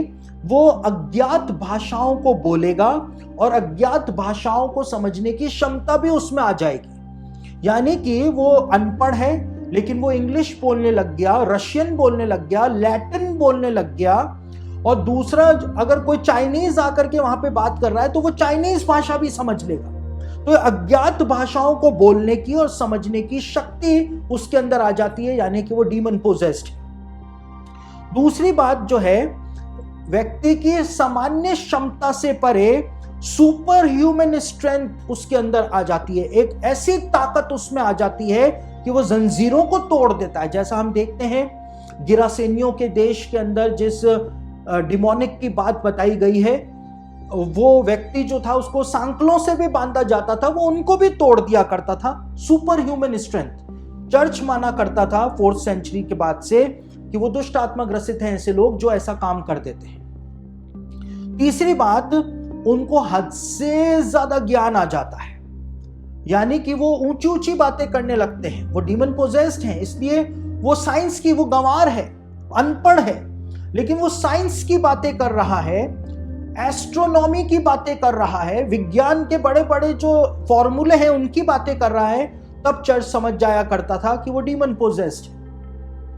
और चौथी बात जो चर्च माना करता था कि कोई भी चीज जो कि धार्मिक है, चाहे वो यीशु मसीह का क्रूस हो, बाइबल हो, या होली कम्युनियन हो, या चर्च हो, उसके प्रति जो प्रतिरोध उत्पन्न होता है वो चर्च में नहीं घुसना चाहता है। या बाइबल दिखाई जाती है, या उस वहां पर आराधना की जाती है, क्रूस दिखाया जाता है, या होली वाटर डाला कर ब्लेस किया जाता है, तो व्यक्ति जो है वो छटपटाता है और विरोध करता है उन चीजों का। तो चर्च माना करता था कि ये चार चीजें जब होती हैं तब माना जाता था कि ट्रू डिमोनिक पोजेशन में ये व्यक्ति है और अब इसको मदद की जरूरत है। तब चर्च जो है मदद के लिए सामने आया करता था। तो अर्ली चर्च जो था और 4th सेंचुरी से जो नियम चर्च ने बनाए, वो ये ट्रेडिशंस चर्च ने बनाए थे जो आज भी जो मेन लाइन चर्चेज हैं उनके द्वारा फॉलो किए जा रहे हैं। अब दुष्ट आत्मा के लक्षण क्या होते हैं? अगर कोई दुष्ट आत्मा ग्रसित है या दुष्ट आत्मा ने उसके ऊपर प्रभाव डाला हुआ है, तो फिर उसके लक्षण क्या होते हैं? जैसा मैंने आपको बताया, शारीरिक विकृति हो जाती है। कैसे हो जाती है? पीठ का झुक जाना, डिमोनिक पेन का हो जाना। तो इससे पता चलता है कि कोई डिमोनाइज्ड हो रहा है, दुष्ट आत्मा प्रभाव डाल रही है उसके ऊपर। वो अगर कोई दुष्ट आत्मा ग्रसित है तो वो उसकी आवाज आपको दूसरी सुनाई देगी, आवाज दूसरी सुनाई देगी। वो जोर से चिल्लाएगा या जोर से हंसेगा, ताकि जो आसपास जो लोग हैं उनके अंदर डर उत्पन्न किया जा सके, क्योंकि दुष्ट आत्माएं डर को खाती हैं। और शारीरिक रूप से बदलाव होना शुरू हो जाता है। उनके मुंह से झाग निकलते हैं, और मैंने देखा है मुंह से झाग निकलते हुए, लेकिन जो दूसरे एक्सॉर्सिस्ट बताते हैं कि आंखें जो हैं वो रोल होकर के पीछे चली जाती हैं। ये मैंने अभी तक नहीं देखा है।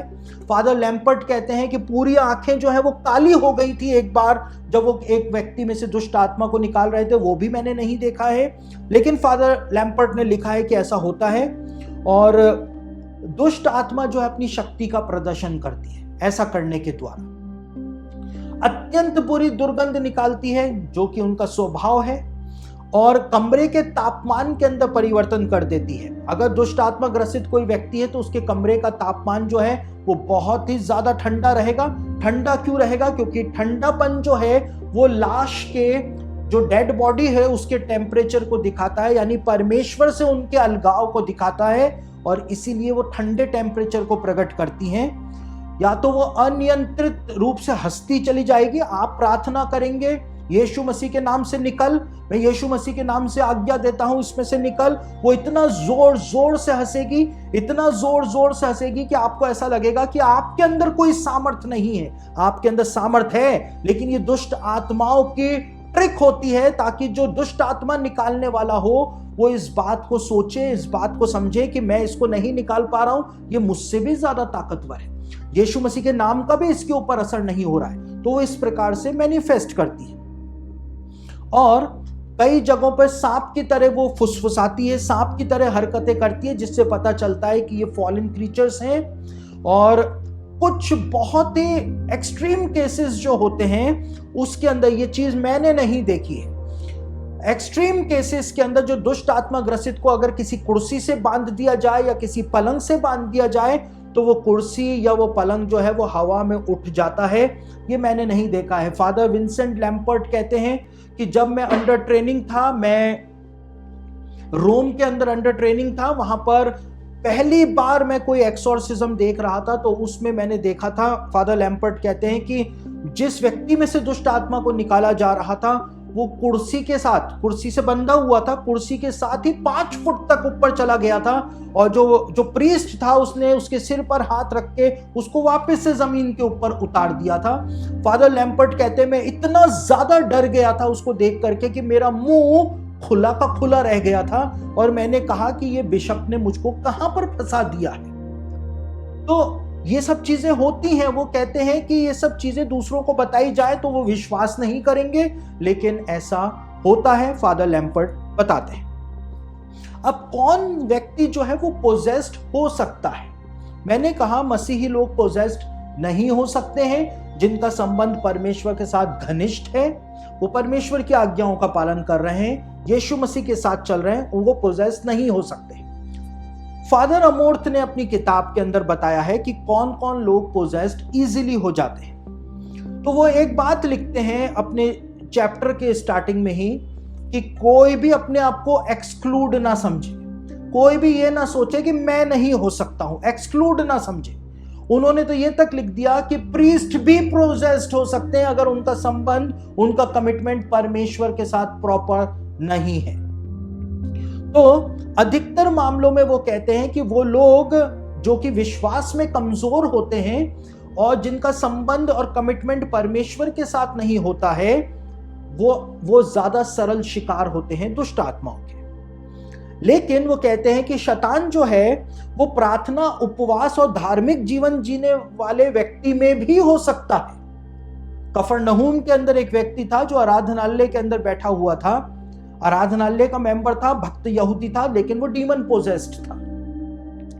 फादर अमोर्थ कहते हैं कि एक शैतान जो है वो उपवास करने वाले, प्रार्थना करने वाले और धार्मिक जीवन जीने वाले व्यक्ति में भी हो सकता है।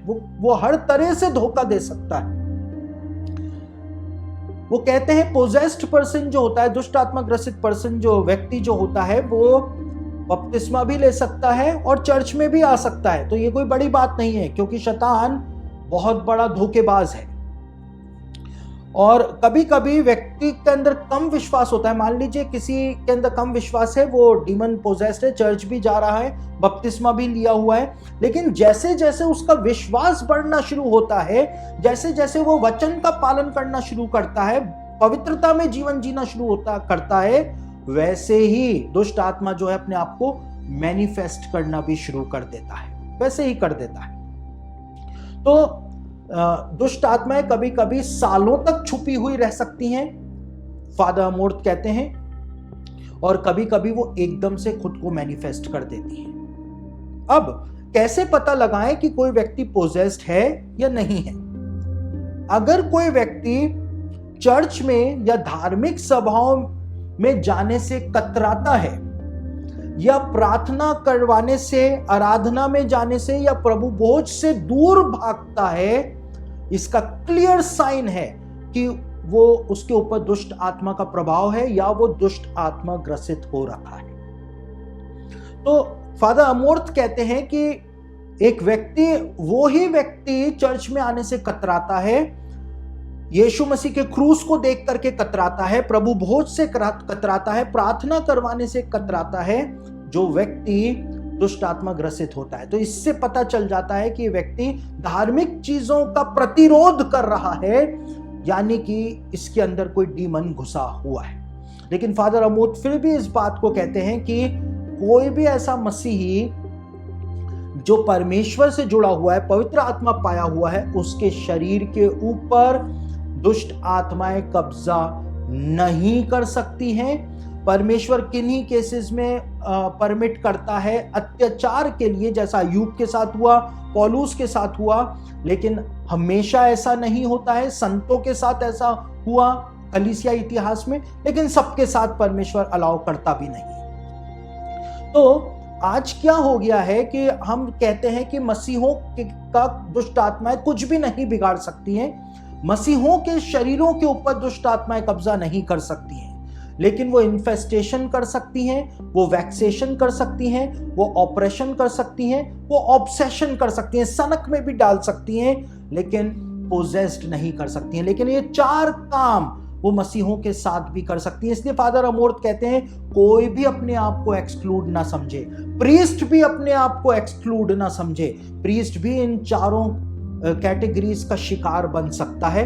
पोजेस्ड नहीं होगा वो एक अलग बात है, लेकिन वो अत्याचार तो कर ही सकती है, डिमोनाइज तो अपना प्रभाव तो उनके ऊपर डाल ही सकती है। तो इसीलिए प्रकाशित वाक्य में लिखा हुआ है कि शैतान की कुछ गहरी बातें हैं जिनको मसीही लोग नहीं जानते हैं और इसलिए ट्रैप में फंस जाते हैं। और पौलुस दावे के साथ कहता है कि शैतान का कोई भी दाव हम पे नहीं चल सकता है, क्योंकि हम उसकी युक्तियों से अनजान नहीं।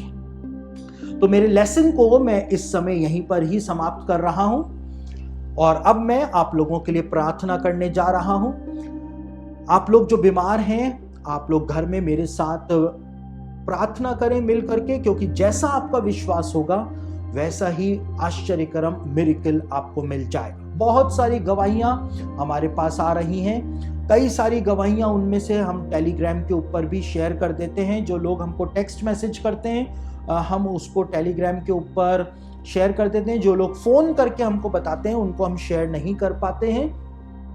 लेकिन इतनी सारी गवाहियां आ रही हैं कि इन लाइव सेशंस के द्वारा लोगों को छुटकारा मिल रहा है, लोगों को चंगाई मिल रही है, लोग स्वतंत्र हो रहे हैं और लोगों को एक सही मार्ग की ओर गाइडेंस मिल रहा है। तो आइए हम सब मिल करके अब प्रार्थना करें और प्रार्थना में प्रभु के सामर्थ को पुकारें।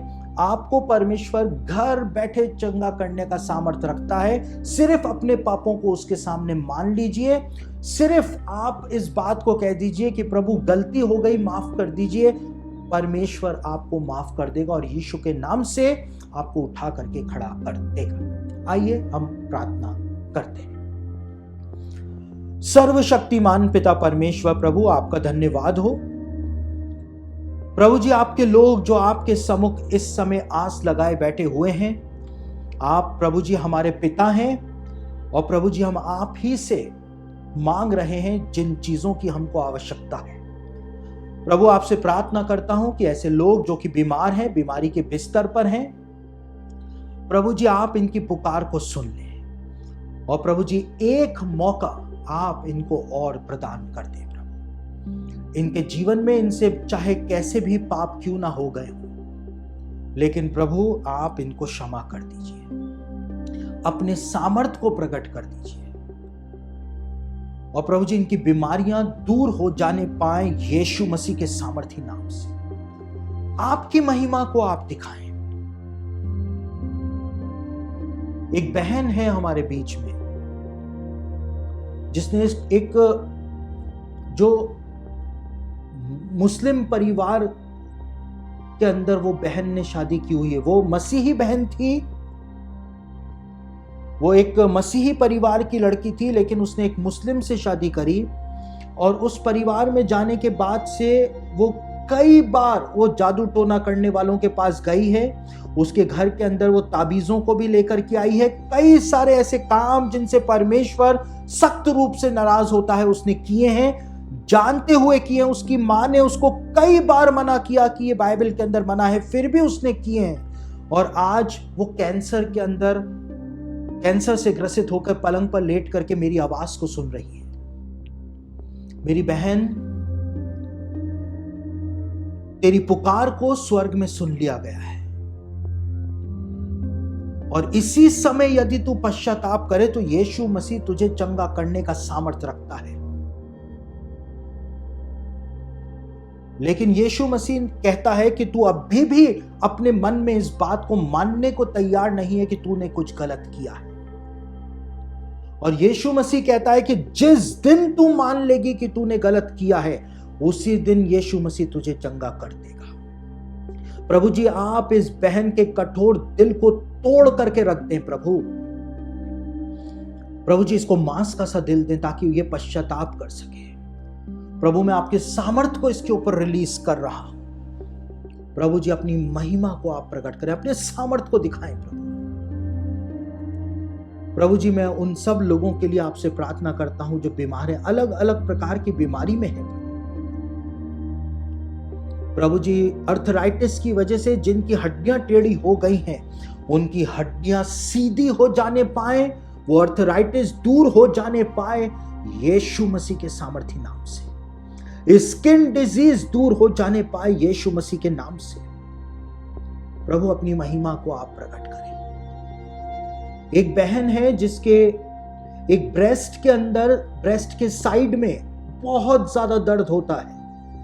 वो डॉक्टरों को दिखा चुकी है, डॉक्टरों ने कहा है कोई प्रॉब्लम नहीं है, लेकिन वो दर्द नहीं जा रहा है। यीशु मसीह के सामर्थी नाम से उस दर्द को मैं डांटता हूं। वो दर्द इसी समय यीशु के नाम से दूर हो जाने पाए। प्रभु आपका धन्यवाद हो कि आपने प्रभु जी इस दर्द को दूर कर दिया है। प्रभु अपनी अद्भुत महिमा को प्रकट करें। एक भाई है जिसके नाखून, पैर के नाखून काले हो रहे हैं, उसके नाखूनों की ग्रोथ बंद हो गई है और वो नाखून सड़ रहे हैं। यीशु मसीह के नाम से उसको इसी समय चंगाई मिल गई है। वो नाखूनों की ग्रोथ वापस से इसी समय शुरू हो गई है। उसके पैर के नाखून ठीक हो गए हैं। धीमे धीमे करके उसके नाखून बढ़ना शुरू होंगे और वो सड़ा हुआ नाखून का भाग जो है वो धीमे धीमे करके हटता चला जाएगा और उसको पता चल जाएगा कि उसने चंगाई को पा लिया है। प्रभु आप अपने सामर्थ को प्रकट कर दें। प्रभु जी जो भी प्रार्थना के अंदर जुड़े हुए हैं वो खाली हाथ ना बैठे रह जाएं। प्रभु यीशु मसीह के नाम से इनकी मन की मुरादों को आप पूरा कर दें। प्रभु इनको फाइनेंशियली ब्लेस करें, कर्जे की गुलामी से इनको बाहर निकालने प्रभु आपका सामर्थ्य इनके ऊपर उंडेल दें। इनकी नौकरियों को ब्लेस करें। एक बहन है जिसको आज ही नौकरी से निकाला गया है। वो इस समय रो रही है क्योंकि उसने लोन लिया हुआ है। वो सोच रही है कि उसका लोन वो कैसे चुकाएगी, लेकिन अभी उसकी नौकरी नहीं लगेगी। क्यों नहीं लगेगी? क्योंकि पहले परमेश्वर अपना सामर्थ्य दिखा करके उसका लोन चुकाएगा, ताकि वो इस बात को जाने कि मनुष्य केवल रोटी से नहीं लेकिन परमेश्वर की हर प्रतिज्ञा से जीवित रहता है। और जिस दिन उसका लोन परमेश्वर पूरा उतरवा देगा, उसके दूसरे दिन उसकी नौकरी जो है वो लग जाएगी।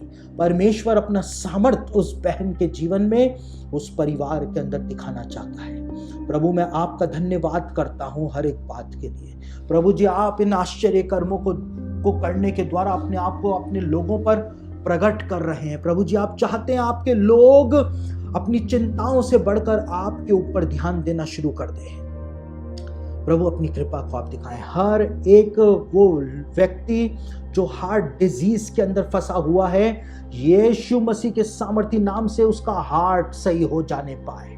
प्रभु जी हर एक उनका हार्ट की आर्टिलरी जो है प्रॉपर रूप से काम करना शुरू कर दे। आप अपनी महिमा को प्रकट करें।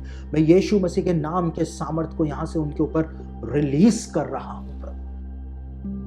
प्रभु आपके सामर्थ को आप उंडेल दें, अपनी महिमा को आप दिखा दें। जो लोग डिप्रेशन के अंदर फंसे हुए हैं उनका ये डिप्रेशन दूर हो जाने पाए यीशु मसीह के सामर्थी नाम से।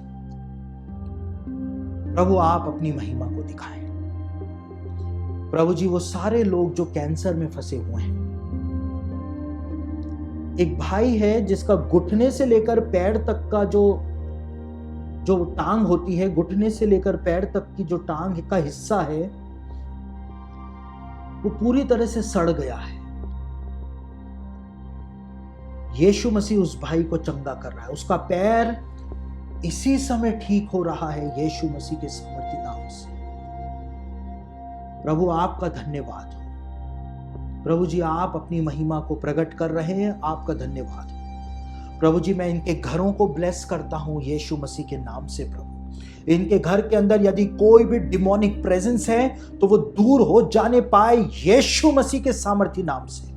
प्रभु जी किसी भी प्रकार की नेगेटिविटी यदि इनके घर में पाई जाती है, डिप्रेशन पाया जाता है, वो यीशु मसीह के सामर्थी नाम से दूर हो जाने पाए। मैं रिलीज कर रहा हूं यीशु मसीह के नाम को। प्रभु जी इनके ऊपर आप अपनी महिमा को दिखाएं, इनको ब्लेस करें, इनके बच्चों को, इनके परिवारों को ब्लेस करें। प्रभु मैं पिता, पुत्र और पवित्र आत्मा के नाम से इनको ब्लेसिंग दे रहा हूं। प्रभु आप अपने सामर्थ्य को दिखाएं। मैं इन सबको आपके हाथों में सौंप रहा हूं। कैंसर के वो सारे पेशेंट जो इस समय बीमारी के बिस्तर पर पड़े हुए प्रार्थना कर रहे हैं, वो कैंसर खत्म हो जाने पाए यीशु के नाम से। आप प्रभु जी एक और मौका इनको दे दें प्रभु, ताकि ये आपके सामर्थ्य की गवाही दूसरों को दे सके।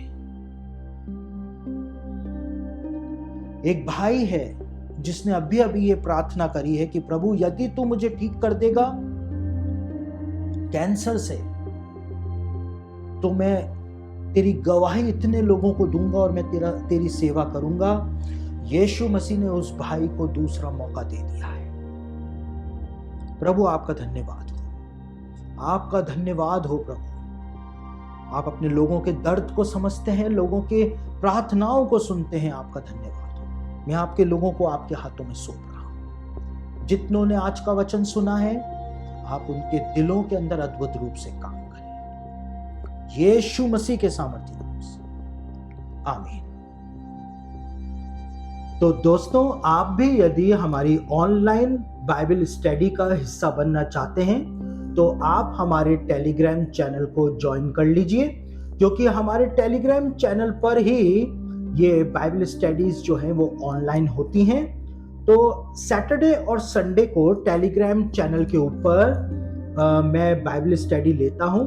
तो यदि आप चाहें तो हमारे टेलीग्राम चैनल से जुड़ सकते हैं। हमारे टेलीग्राम चैनल को कैसे ज्वाइन करें, वो आपको नीचे डिस्क्रिप्शन बॉक्स के अंदर सारी डिटेल्स जो हैं वो मिल जाएंगी। हमारे टेलीग्राम चैनल का नाम है सचिन क्लाइव ऑफिशियल। आप उसको ज्वाइन कर सकते हैं, उसमें जुड़ सकते हैं और हमारी ऑनलाइन बाइबल स्टडी जो सैटरडे संडे को होती हैं, आप इसके अंदर भाग ले सकते हैं। लाइव हमारे साथ जुड़ करके भाग ले सकते हैं और साथ ही साथ आपको जो वर्ल्ड बिब्लिकल न्यूज़ है वो भी हमारे टेलीग्राम चैनल के ऊपर निरंतर प्राप्त होती रहेगी। तो यदि आप चाहें तो हमारी ऑनलाइन बाइबल स्टडी से हमारे टेलीग्राम चैनल को ज्वाइन करके उससे जुड़ सकते हैं।